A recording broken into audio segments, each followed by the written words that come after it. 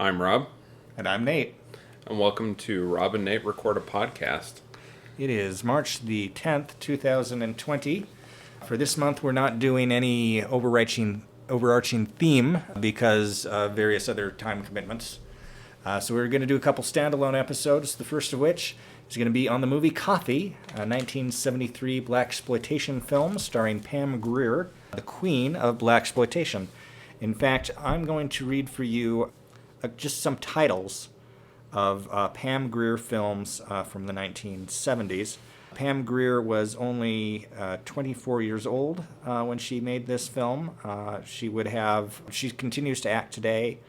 She's like 70 years old now, but her pinnacle in many ways was the 1970s, in which she starred in such films as The Big Dollhouse, Women in Cages, Cool Breeze, The Big Bird Cage, Hitman, Black Mama, White Mama, Scream, Blackula Scream, The Arena, Foxy Brown, Sheba Baby, Bucktown, and Friday Foster. I chose this film because Rob had never seen a Pam Grier film, at least not a film that starred Pam Grier. You've seen her in bit parts in other films throughout the year. She has a bit part in Mars Attacks, the second Bill and Ted's movie, Larry Crown. She shows up occasionally. Larry Crown is the only one of those that I've seen. And you've never really seen a blaxploitation movie, period. No. So nothing like Shaft or Superfly, Black Caesar, Dolomite, none I've of seen that stuff. part of Shaft. Was the original Shaft. They made 4 Shaft films in the 70s, and then Samuel Jackson starred in a soft Kind of a reboot remake, sequel in 2000, and then just last year, another Shaft film Oh, I didn't realize came that. out. Yeah. Yeah, that's an area I haven't picked up a lot on, so yeah. Yeah, it's an interesting area of cinema, not just blaxploitation, but the whole exploitation subgenres that existed pretty consistently since at least the 30s, but their heyday was probably the 70s. Watching this, you can see the influence that films of this type would have on Quentin Tarantino, who, of course, would make a film with Pam Grier called Jackie Brown, which is a takeoff of Foxy Brown, which was an earlier Pam Grier film. That film was adaptation of the Elmore Leonard novel Rum Punch from 1992, which the lead character in that book is not black. He changed it around and made the lead character black so he could make a Pam Grier film. This story is Pam Grier plays a nurse by the name of Coffy. Well, that's her nickname. Her last name's Coffin. And her younger sister has been hooked on smack by the drug dealers. So Very young younger sister. Yes, because she's 24 when she made this film, and her younger sister is supposed to be 11. She also makes reference to an older sister and a brother, both of which are drug addicts. Whereas Coffy is a nurse. This film is set in Los Angeles, in the greater Los Angeles area.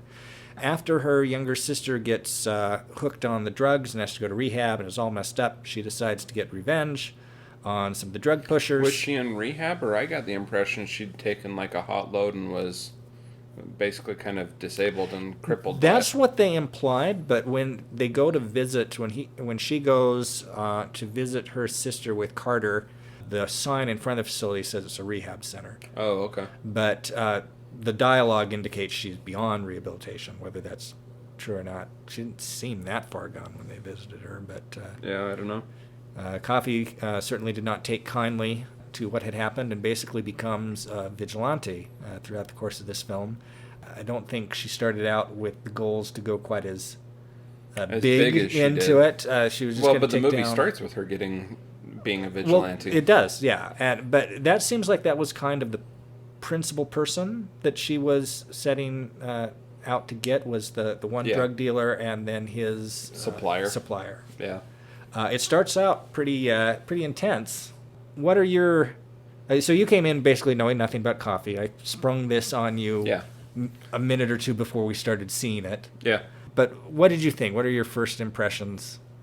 It was interesting. I have kind of mixed feelings about it because to a certain extent the movie was a vehicle to show off some feminine bodies. It was a vehicle. Miss Grier is as Charlie Chaplin once said, upper regional domes immensely expansive. And this film was built around, at the very least, cleavage. Yeah. And then some more later on. And then, of course, there's the famous catfight scene where they are just going out of their way to remove shirts from women. Yeah. With only the slightest plausibility. And provocation. Yeah. But, I mean, it was interesting. I mean, even though it's not significantly heavy on plot, it still has plot. It has plot. It has a decent plot. I would say this is a film that when you look at it, that what was filling the seats was the women. Yes. People going to see the women and parts of the women. It's smarter than it needs to be if that's the purpose of this film. Well, but I would disagree slightly because the provocation as to what sets Coffy off into this larger vigilante is the killing of Carter. Yeah. But she's been shunning Carter and barely makes a connection with Carter, and then suddenly that's the motivation for this broader vigilante. Well, it sets up, and as with all of our podcasts, it's spoiler heavy. So it sets up early on this love triangle situation. So Carter is a cop who Coffy had been in a romantic relationship with at some point in the past. It seems as though like some point when they were at some point when they're probably teenagers, yeah. And Carter still has a thing for Coffy. Coffy likes Carter well enough, but she has her sights set on Howard Brunswick, played by Booker Bradshaw, who is a member of the Los Angeles City Council, who, through the course of the film, embarks on a campaign for a congressional seat. Yeah. And she thinks the world of this guy. He's older by 10, 15 years, maybe more than her. But he's, to her, appears to be very successful and appears to be a man fighting for the rights of black people and appears to be a good guy. And they've been having a relationship. And later on, she finds out he's not so good a guy. But you don't find that out until roughly the last third of the movie. Yeah. And they don't even really introduce him again until probably 50 minutes into the film. You see him briefly at the 20-ish minute mark, and then he kind of disappears until late in the film. And then you find out that he's involved with these various gangsters that Coffy's trying to take down. Yeah. But the thing that spurns her into this broader vigilante to take down the rest of these gangsters is that Carter has asked her out, and she stiffs him. Mm-hmm. You know, she's like, no, I'm not interested. And then he asks her out again later on, and she's like, you know, he was kind of like, we could have, you know, a nice night together. And she's like, you don't want to do what I'm doing. Yeah, you don't want to do what I'm doing tomorrow. It's like, yeah, whatever. Yeah, but she takes him to visit her sister, and then Carter is killed by his corrupt partner and some of these other drug lords, basically. And she takes Carter's death as the motivation to spin all of this off. Mm. So they've had basically one date, and suddenly this connection is so strong. But there's a lot of history there, and you can tell some of their. So they have the one date, and then they get together a night or two later. He's, I don't know if stalking's the right word for it, but he's making himself where she is when he thinks that they can maybe go out and do something, but takes her back to his apartment, has a phone conversation with his partner where he basically says, I'm not in on that thing that you want me in on. Yeah. And if you pursue it, I'm going to bring you down, which is a really stupid thing to say directly to the guy who could bring you down. Well, he even says that. He says, I probably talk too much. Yeah. You know. And he did. Because within a number of minutes, some thugs are dispatched to break into Carter's house and beat him, not to death, but beat him to a vegetable. Yep. Yeah, and but that. Like I said, that becomes Coffy's motivation for the rest of the film. You know, she says a nice guy, a nice cop named Carter. Yeah, but it's like I said, they were friends in the past. They had a romantic relationship in the past. But the rekindling of this relationship was only sparsely dealt with. I was fine with that, though. It was dealt with to the extent that the film needed it to be dealt with as a motivator for further action. I think that it was a little bit light, but it was fine. I mean, given what the nature of this film is, it was fine. But it, in my opinion, it was a little bit light of that connection. It was the vehicle to get you to connected to the broader vigilante, but at the end of the film, you know, if you were like, okay, what spurred her onto this? It was like, oh, that's right. It was Carter who died at the 30-minute mark. Yeah. So after Carter's death, she visits a woman who's a prostitute who Coffy had once stitched her up as a nurse after her boyfriend pimp, King George, had beat her up. And she's now operating quasi-independently. She has a old lady.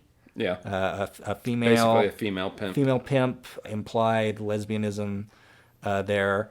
And Coffy goes to see this woman to get dirt on both King George the pimp and on Arturo Vetroni, who is a very prominent gangster in the area who's basically the conduit through which most of the drugs eventually make their way to the black community through subsidiaries. And so she learns from this lady that Vetroni has a thing for exotic women. So she fakes a Jamaican accent, which you'll notice she drops really quick, even in scenes where she's with Vetroni. Yeah. Which is, Pam Grier had some growing to do as far as being an actress goes. So she pretends to be this Jamaican prostitute and contacts King George, saying, I'm in town, I hear you're the best, I want to work for you. Well, but I think in some ways dropping the accent is part of the deal, because like she's supposed to be so attractive that she only needed this loose connection to convince them that she's Jamaican, and then they're going to forget about the accent because she's so attractive. Yeah. So she hooks up with King George's group, including the women with whom she'd later have the cat fight, because King George is very interested in this new addition to his... Well, and if you actually remember the actual motivation, the actual plot point for which the cat fight occurs is she needs to have an excuse to go back to go change or something so that she can go get into where he keeps his drugs and replace a bunch of the drugs with the sugar. cocaine with sugar. Was it cocaine or heroin? Heroin. Well, yeah. I think it's heroin. It was supposed to be heroin, but it was white. And yeah. Most heroin, at least around here, is black tar heroin on the West Coast. So it's, I don't know. And the way it was stored, it was like most cocaine is stored, but it was supposed to be heroin. Yeah. And they cooked it like heroin. But yeah, anyway, so she replaces the drugs with sugar, which unexpectedly works out to her advantage. It does. Later on in yeah. the movie. Mm-hmm. I was surprised how much I had forgotten about this film, and I've seen this film 5 or 6 times. Yeah. How did you come in to become aware of this film and first watch it? Well, I first became aware of this film when Quentin Tarantino and Robert Rodriguez were going to release a film called Grindhouse in 2007, and I was interested in seeing it. I decided I should see some actual Grindhouse exploitation films from the 70s before I went to see it. And TCM did, and probably still does, a thing once a week late at night where they show exploitation and just kind of weird films. And so, to show you how long ago this was 2006, 2007, I recorded it on a VHS tape. So I put in the VHS tape on at night, and I recorded this and Foxy Brown, and I think part of some other movie. And I watched them later, and I don't know precisely what it is about this film that I really liked. I love just how crazy it is, and I hadn't really seen films at that time very much that were this specific type of crazy, and I love the grittiness. I love the 70s. I've said before, it's my favorite decade to look at. So I watched it several times on VHS. I watched it on cable a couple years back when I had cable, and then last year they had a showing at the Tower Theater. And so I went and saw it with a medium-sized crowd there. Yeah. So this is the 5th or 6th time I've seen this film. There's not too many films you've seen that many times. I know. And part of it is because it's so different, and part of it is because it's only an hour and a half long. This is the first time I've been able to show it to somebody else, though, for obvious reasons. Yeah, I can. Yeah, it is pretty obvious.